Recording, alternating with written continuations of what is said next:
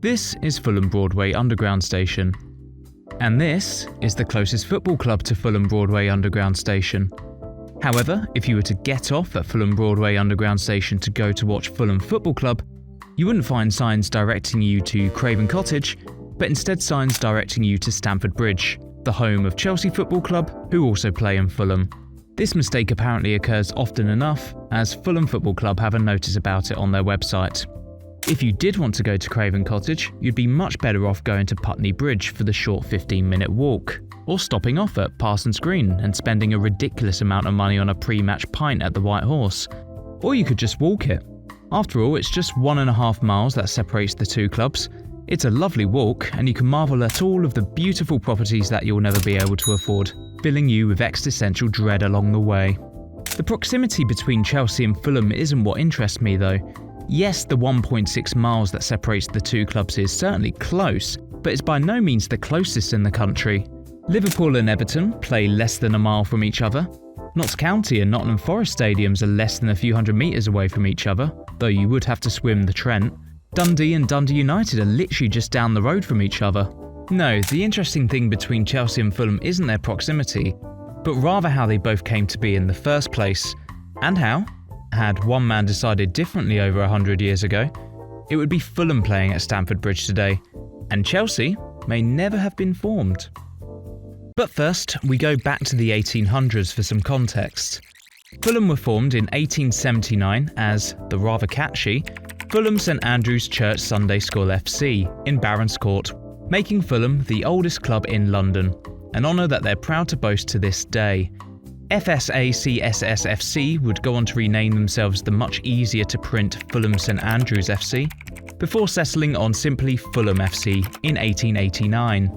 Fulham, much like Woolwich Arsenal as I discussed in a previous video, would spend many of their formative years jumping around a number of venues. Fulham initially played their games on a piece of land near the church where they were formed, before moving somewhere along the Lily Road in 1884. From 1886, the club would play their games at Ranelagh Gardens, north of Putney Bridge, right next to the Hurlingham Club, which is just as posh as it sounds. The club would then play a season at Barm Elms, just over the river from the site of Craven Cottage, before moving to a new ground in Parsons Green, which apparently had the unusual feature of a tree in the middle of the pitch. After 2 years, the novelty of having to play around a tree wore off, and the side moved down the road to Ilbrook Common, only to move again a few months later to a ground share in Putney with Wasps Rugby Club in 1891. Tired of trouncing around southwest London for 15 years, officials from the club set about finding a more permanent home. In 1894, they found the former home of William Craven, a baron who had built a cottage on grounds along the Thames in 1780. The home and its surrounding hunting grounds had been lived in by nobility for over 100 years, before a fire destroyed it in 1888. When Fulham officials visited the ground 6 years later, it looked like a complete show. The site hadn't been cared for in the aftermath of the fire, the grounds were completely overgrown, and the former cottage was derelict. But despite having next to nothing going for it, the Fulham owners were somehow charmed by the site. Presumably the estate agent sold them on the river view and the promise of a girls' bakery in the area within the next 120 years. Fulham struck a deal with the owners to make the ground suitable for football in exchange for a portion of matchday ticket sales. The process to bring Craven Cottage up to speed took 2 years, and in October 1896 the club moved to their new home. The inaugural game at Craven Cottage was a Middlesex senior club match between Fulham and Minerva, which Fulham won 4-0. Unsurprisingly, Craven Cottage had very little in terms of facilities. There was yet to be any seating built for fans, and there weren't even any pucker pie stalls open. Fulham set about making Craven Cottage fan-friendly by constructing a covered stand that would become affectionately known as the Rabbit Hutch. 4 wooden box-like structures which each held around 250 people. And it would be the Rabbit Hutch which would put Fulham Football Club into somewhat of a pickle. Before we go into that though, let's take a step back to talk about what's happening a couple of kilometres down the road. Stamford Bridge Athletic Grounds was opened in 1877 as a sporting arena and the home of the London Athletic Club. The name Stamford Bridge comes from the name of a stream, Stamford Creek, which used to run along what is now part of the track between West Brompton and Imperial Wharf, as well as Little Chelsea Bridge, which was one of the crossings of said stream. These two names were merged together to make Stamford Bridge, but because the English language is a load of the N was swapped to an M to make Stamford Bridge. In 1904, Stamford Bridge and its grounds were purchased by businessman and football nut Henry Augustus Mears, or just Gus to his mates, and his brother Joseph Mears. Henry Mears had huge dreams and plans of turning Stamford Bridge into a state-of-the-art venue for football, a sport that was at the time hugely popular in the north and the Midlands of the country, but was yet to take off in the same way in London. The timing of the purchase of Stamford Bridge was incredibly coincidental, because just down the road in 1904, Fulham FC had run into a spot of bother with the London County Council. The council were appalled at the build quality of Craven Cottage's rabbit hutch stand, declaring it a health and safety nightmare, and called for the ground to be closed immediately. This intervention led to a court showdown between club and council, but Fulham's chairman, Henry Norris, "Hey, I recognise you. Blimey, he really gets around, doesn't he?" Norris knew things looked bleak, and that the club were unlikely to continue being allowed to play at the cottage without significant investment. During Fulham FC's battle with the council, Stamford Bridge's newest owners, Gus and Joe Mears, saw an opportunity and presented their grounds to Norris as an option for relocation. Stamford Bridge would have been an attractive option for Henry Norris. Not only did the Mears brothers have grand plans for development, but Stamford Bridge was well served by public transport, with Chelsea and Fulham Rail Station, as well as Fulham Green Underground Station, both a very short walk away from the stadium, meaning that matchday attendance would likely rocket. Additionally, it'd be fair to assume that taking on the council, as well as forking out for demolishing and rebuilding the stands at Craven Cottage, would have been a right ball ache. Moving to Stamford Bridge may have been the easier as well as more financially sensible decision to make. However, what the Mears brothers didn't count on was Fulham's attachment to Craven Cottage. Norris recognised that the club and its fans had grown fond of their home. The cottage had provided stability from the years of bouncing around every possible postcode in southwest London, and that, as it turned out, was priceless. In early 1905, Henry Norris made the decision to stay and fight for Craven Cottage, eventually coming to an agreement with the council to redevelop the rabbit hutch stand with the help of renowned stadium architect Archibald Leach, and committing the club to a 99-year lease at Craven Cottage. The club started work on a new stand along the Stevenage Road in May 1905, which would open later that year.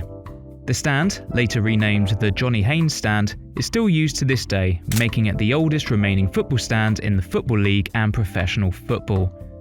The Super Mears bros were devastated. Their dream of making Stamford Bridge the home of football in London was in tatters. A very depressed Henry Mears considered selling Stamford Bridge to the Great Western Railway Company, who wanted to use the land for dumping coal. However, he was persuaded not to give up his dream by friend and colleague Fred Parker, who convinced him to start his own football team to play at the bridge. This novel idea of building a team around a stadium rather than a stadium around a team galvanised Mears, who leapt into action. Mears & Co founded the new football club in March 1905 at the Rising Sun pub opposite the stadium. Seeing as the name Fulham FC was already taken, Mears' men considered naming the club Kensington FC, Stamford Bridge FC, and wildly, London FC, before settling on Chelsea FC, named after the neighbouring borough. The mighty morphin Mears Rangers quickly set about getting to business. They copied Fulham's homework by commissioning architect Archie Leach to design a new 5,000-seater stand for the grounds, which, funnily enough, ended up being a replica of the Stevenage Road stand he had just built for Fulham. Quick aside on Archie, he was a very busy boy in the early 20th century, designing all of, or at least part of, Ibrox in Glasgow, Celtic Park also in Glasgow, Hampden Park also in Glasgow, Highbury in North London, Selhurst Park in South London, Bramall Lane in Sheffield, Deepdale in Preston, the Dell in Southampton, Ewood Park in Blackburn, Goodison Park in Liverpool, Old Trafford in Manchester, Villa Park in Birmingham, and many, many more. Plans for a new stadium on the way, Chelsea set about assembling a squad and getting themselves some competitive football. They initially applied to join the Southern League, but were blocked from joining by their pals from down the road Fulham, likely due to fears that they would draw fans away from Craven Cottage, as well as weirdly Tottenham Hotspur, despite them being miles away. Instead, Chelsea FC and its owners gave a compelling pitch to the Football League to allow them entry into the Division 2 for the 1905-1906 season. Their pitch highlighted the club's strong financial backing, as well as the impressive new facilities being built at Stamford Bridge.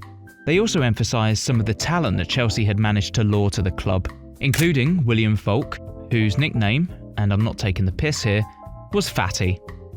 The 22-stone goalkeeper had won the FA Cup and a league title with Sheffield United, and according to the Cat's Pyjamas, the Penguin Book of Clichés, was the victim of the original "Who Ate All the Pies" chant.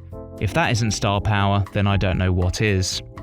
The Football League were clearly dazzled by Chelsea's presentation, as they omitted them entry to the Football League the following season, making Chelsea, rather remarkably, the first club to ever enter the Football League without playing a football match. So there you have it.